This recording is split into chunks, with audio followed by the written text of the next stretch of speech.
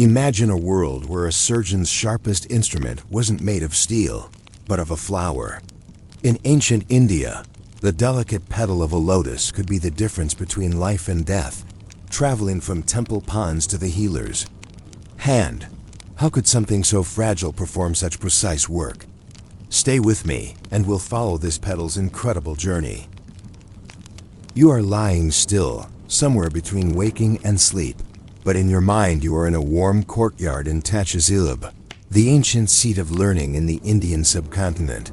Sometime in the first millennium BCE, the air is thick with the scent of sandalwood, but today your attention is caught by something softer, more unexpected. A small brass tray on which rests a folded lotus petal. Its edges curl gently, the pale pink darkening toward the center. It does not look like a surgical tool, yet here, in the courtyard of a physician's school, it is about to be used in a procedure. The history of Indian medicine, especially surgery, is tied to long and steady traditions, recorded most famously in the Saruta Sauhade, a Sanskrit text attributed to the surgeon Saruta, thought to have lived around the 6th century BCE. While many civilizations used bronze scalpels or sharp flint blades, Saruta's instructions describe an unexpected variation.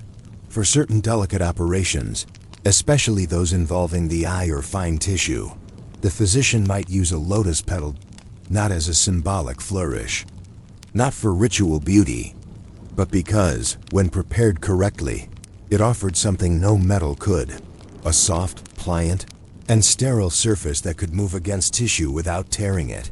A pound medical tradition rooted in observation before there were microscopes or germ theory. Ancient Indian physicians relied on close, repeated observation. The lotus, growing in still ponds yet remaining unstained, had long been noted in Vedic literature for its purity. It was a plant whose surfaces repelled water and resisted decay for surprisingly long periods after cutting. Physicians watching nature carefully noticed that lotus petals were not only smooth, but also retained a certain pliancy after separation from the flower. A petal could be curved over the tip of a fine bamboo stick to make a rounded edge, suitable for guiding, lifting, or separating tissue without a harsh cut. The Ayurvedic system valued such choices. In the Saruta Sahut, the surgeon's duty was not simply to remove disease, but to preserve the body's balance of doas vitae, pitta, kapha, and prevent unnecessary trauma. A petal, with its softness and sterile qualities, often enhanced by rinsing it in herbal antiseptic infusions, aligned with this philosophy. The surgical schools of ancient India, Kazillo and Varanasi, were the two great hubs where surgery was taught with methodical discipline. Students trained first on gourds and animal bladders before ever touching human patients. The idea was that the surgeon's hand must become steady enough to peel a fruit without breaking its skin. When working around delicate areas, eyelids, membranes, or small lesions on the skin, the lotus petal was favored. It was never used for deep incisions, of course, but as a guiding instrument, a protector of tissue, and sometimes as a surface for applying medicinal pastes. What strikes you as you imagine this scene is how slow it all seems compared to modern operating rooms. There are no glaring lights, no beeping machines. A patient lies on a low cot, attended by family members. A clay pot of warm water stands nearby. A physician, wearing simple white cotton, unwraps a set of instruments, some bronze, some of sharpened stone, and set apart a few carefully chosen lotus petals. Preparation of the lotus petal for surgery. The petal was never plucked at random. Physicians preferred petals from lotuses that bloomed in clean, slow-moving waters. Early morning harvest was considered ideal when the petals were freshest. After selection, the petal might be dipped in a mild decoction of neem or turmeric, herbs with recognized antimicrobial effects, then dried slightly in the shade to retain flexibility without being wet. It could then be used in different ways. Protective layer, placed between the surgical tool and a sensitive structure. To avoid accidental abrasion, application medium, spread with a herbal paste and laid gently on a wound bed. Guiding tool, rolled or folded over a slender stick to move tissue without cutting. The process required no rush. Ancient surgical manuals emphasize patience and quiet, recommending that a surgeon's mind be as calm as a still pond before making any move. Why not metal alone? By the time of Saruda, Indian physicians had advanced metallurgy skills. Iron and bronze scalpels were common, and the text lists over 120 different surgical instruments. Yet, metals had their disadvantages in fine work. They could be too sharp, too cold, or if not perfectly clean, could introduce infection. A lotus petal acted as a biological buffer. In a world without antibiotics, reducing even slight tissue damage could mean the difference between healing and serious infection. The petal's hydrophobic surface also meant that liquids, whether blood or antiseptic infusions, would bead and roll away rather than soak in, keeping the working area cleaner. The cultural layer lotus imagery had deep cultural and spiritual resonance. In Hindu and Buddhist symbolism, the lotus represented purity, detachment, and the unfolding of wisdom. A patient might find comfort in seeing such a symbol used in their healing. But here is where the history becomes particularly boring. In the best way, physicians were not always motivated by lofty ideals. Much of the time, they used lotus petals simply because they worked. The beauty of the flower may have been a pleasant extra, but in the dim light of a treatment courtyard, it was practical results that mattered. A day in the life of a petal surgeon, imagine. Following one such physician through his day. At dawn, he walks to the edge of the lotus pond. He selects 3 petals, each unblemished, folds them carefully into a palm leaf wrapper, and tucks them into his medicine satchel. By mid-morning, he's attending to a farmer with a small cyst near the eye. Metal will not do here. The risk of a slip is too great. He seats the farmer on a low stool, steadies his hand, and uses a thin bronze probe to lift the tissue while the lotus petal shields the eyelid. The cyst is drained with minimal irritation. The farmer's vision is unimpaired, and after applying a paste of sandalwood and ghee, the physician sends him home with instructions for herbal washes. This is how such work was done, slowly, quietly, without ceremony beyond the patient's gratitude. From local practice to textbook standard, what began as a regional habit spread through the formal teaching of surgery. By the time the Saruda Sahit was compiled, the lotus petal technique was codified in writing, alongside more dramatic procedures such as rhinoplasty and cataract removal. Traveling physicians carried the method to other parts of the subcontinent. In some regions, different petals, such as those from water lily, were substituted, but the lotus remained preferred. Its use persisted for centuries, gradually fading only as more refined metal instruments and sterilization methods emerged. Yet, the lotus petal story is not one of revolution, but of adaptation, a small adjustment to the tools of medicine that quietly improved outcomes for certain procedures. You might be wondering, though, was this use of lotus petals entirely practical, or did it also carry a hidden ritual or symbolic function that physicians preferred not to mention in their technical texts? Chapter 2. In the shade of Nalanda's courtyard. If you were to sit in the shade of a stone-pillared courtyard in Nalanda, perhaps in the early years of the 5th century, you would find that the air carried 2 distinct scents: the faint sweetness of lotus blossoms drifting from temple ponds, and the dry, dusty tang of parchment being unrolled in the medical school. Nalanda University, long before its tragic burning, was a place where knowledge moved slowly, deliberately, as if it knew it had centuries to reach perfection. In one corner of the great complex, away from the Buddhist philosophers reciting their sutras, the medical faculty prepared for the afternoon's lesson in a manner that would strike the modern mind as oddly delicate. A tray of freshly plucked lotus petals lay in neat rows, their edges moist with morning dew. Lotus petals, you might think, belong in devotional offerings, temple garlands, or perfumed water, not in the blood and bone world of surgery. And yet, here in this courtyard, the petals were not symbols of purity alone. They were, to the Ayurvedic surgeon, an instrument.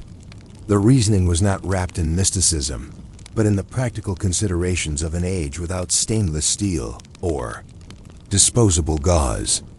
Sushruta, the ancient physician whose compendium still influenced students in Nalanda's medical wing, described the lotus petal not as a sacred object but as a thin, flexible blade of nature, capable of scraping, separating, or guiding in.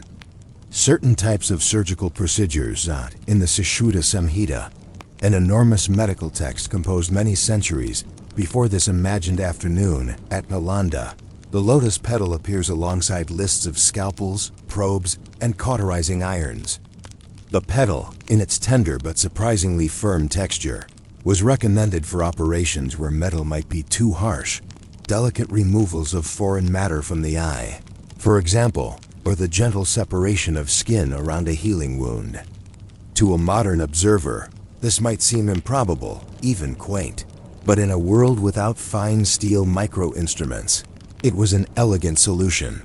The Nalanda surgeons were not, contrary to romantic notions, living in a haze of incense and mystic ritual. They were technicians of flesh, bone, and nerve, trained in anatomy through the dissection of plants, animals, and occasionally human remains when permitted. The use of the lotus petal was not some dreamy flourish, but a method derived from centuries of trial and error. Its smooth surface reduced irritation to sensitive tissues. Its flexibility allowed it to curve with the body's contours. And its ready availability meant that a surgeon could replace it at will without fear of blunting. The medical courtyard was an orderly place. Apprentices swept the flagstones at dawn, their brooms scattering pale husks of past season's blossoms into the drainage channels. Clay basins stood ready for washing, each filled with water steeped in neem leaves to discourage infection. Here, students were tested not on how quickly they could perform a procedure, but on whether their hands remained steady through hours of slow, methodical preparation. In that culture, slowness was a virtue, a safeguard against mistakes in an age when a single slip could turn a curable wound into a fatal one. To understand why lotus petals mattered, one must also understand the philosophical framework of Ayurveda. Surgery, or Shalya Tantra, was not practiced in isolation. It was part of a wider medical doctrine that aimed to maintain balance in the body's dashas, Vata, Pitta, and Kapha. A lotus petal, with its cooling and soothing properties, was thought to influence the patient's humoral balance during recovery. While such reasoning may no longer hold scientific weight, it was deeply persuasive to patients and practitioners alike. Embedding the practice into tradition, one can imagine a student, perhaps barely into his 20s, sitting cross-legged on the floor as a teacher, draped in a simple cotton dhoti, demonstrated how to hold a petal between thumb and forefinger. The lesson was not about cutting force, but about guiding movement, lifting a grain of sand lodged in the eye of a laborer, peeling away slivers of skin hardened by a burn, or gently scraping away infected tissue without tearing the healthy flesh beneath. The petal's softness was a safeguard against overzealousness. There is something unhurried in this image, the kind of pace that would not survive in a modern operating theater, but suited the world of ancient India perfectly. Surgery was rare, often a last resort, and when it was performed, it unfolded like a slow ritual of precision. The tools were washed in boiling water or fumigated with herbal smoke. The patient might be soothed with opium or cannabis resin, but often as not, he relied on sheer endurance and the healer's calm demeanor for the people of that time. The surgeon's reliance on something as ephemeral as a lotus petal did not diminish his authority. On the contrary, it signaled a mastery of the body's fragility, a willingness to choose gentleness over force when the situation called for it. In the seasonal rhythm of Nalanda, when ponds bloomed in late summer and farmers offered surplus petals to the monastery, the medical school drying some for later use, keeping others fresh for the week's work. But while the lotus petal's role in surgery may seem symbolic, it was rooted in a deeper truth about ancient Indian medicine. Necessity often bred elegance. The resourcefulness of these physicians was not born from abundance, but from constraint. Without industrial manufacturing, they turned to their environment, river reeds, cotton fibers, honey, ghee, and yes, lotus petals, to shape their medical practice. If you were to walk out of Nalanda's medical courtyard and along the narrow paths to the temple ponds, you might see a boy collecting petals in a wicker basket. You might think he was assisting in a religious rite. In reality, he might be fetching supplies for the surgical bench. This mingling of the sacred and the practical was not an accident.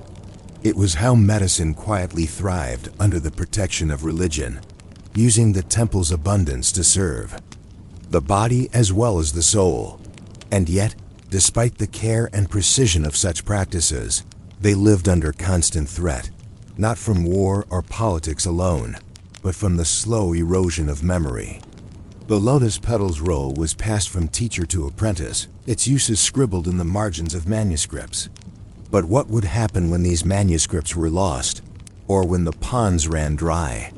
Would such knowledge survive beyond the walls of Nalanda?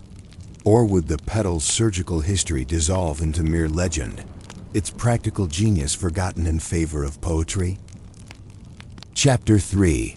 The Lotus Scalpel. How Petals Became a Surgical Tool. The long road from river pond to operating bench.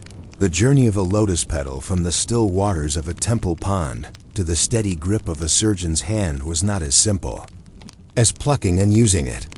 In the medical world of ancient India, even the most delicate tool required preparation, purification, and a place in the intricate system of Ayurveda's surgical discipline.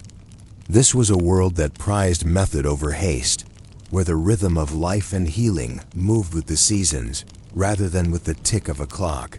The lotus itself was a seasonal gift. While temples often kept ponds stocked with the plant, its flowers bloomed most prolifically in the warm months, rising above the water's surface like small suns. Temple workers harvested them for offerings, garlands, and ritual baths, and in doing so, they often created a quiet supply chain for the medical practitioners who operated under the same religious umbrella. Physicians affiliated with monasteries or respected local healers could request petals from the temple keepers, not for worship, but for the most practical of reasons. Once gathered, the petals did not immediately make their way into the surgical kit. Fresh petals had to be carefully washed in clean river water or in basins infused with antimicrobial herbs like neem or tulsi. If used immediately, they retained their natural pliability and smoothness, making them ideal for delicate separations of skin or tissue. For longer-term use, petals were dried in the shade to preserve their thin structure without brittleness. When rehydrated in warm herbal water, they regained much of their original softness. The very act of preparing these petals was imbued with a quiet discipline. Students in Nalanda's medical school or small-town apprentices in rural Bengal were taught that surgical readiness was as much about the preparation of tools as it was about the sharpening of skills. A surgeon who neglected to clean or store his materials properly was seen not only as careless, but as morally unfit for the role.